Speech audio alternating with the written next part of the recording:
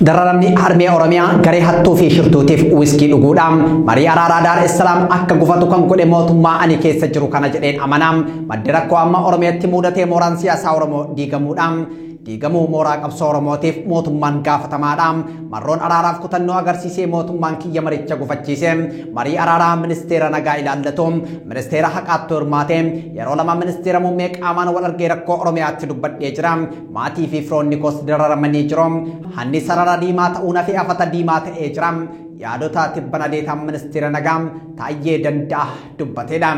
Bara 1994 Yuunivarsiitii Finfinnee muummee barnoota seeraa erga seenee booda waajjiraalee poolisii manneen murtii fi manneen hidhaatti deddeebi'uun hiree isaa taate jijjiirama booda miseensa paartii Bilisiginnaati filannoo booda immoo miseensa caffee Oromiyaati Shawaa Kaabaa naannoo filannoo Kuyyuu bakka bu'ee miseensa caffee Oromiyaa ta'e nama 100,000 bakka bu'ee leellisaa falaasama eda'amuuti naannoon Oromiyaa immoo garee maafiyaa saamichaaf wal ijaarteen dhuunfatamtee jirti jedhee dubbata rakkoon uummanni Oromoo argaa jiru kaabinee hannam lafaam simmintoom sukkaaraa zayitiin jimaa fi albuudaa irratti bobbaateef badhaadhinna jedha.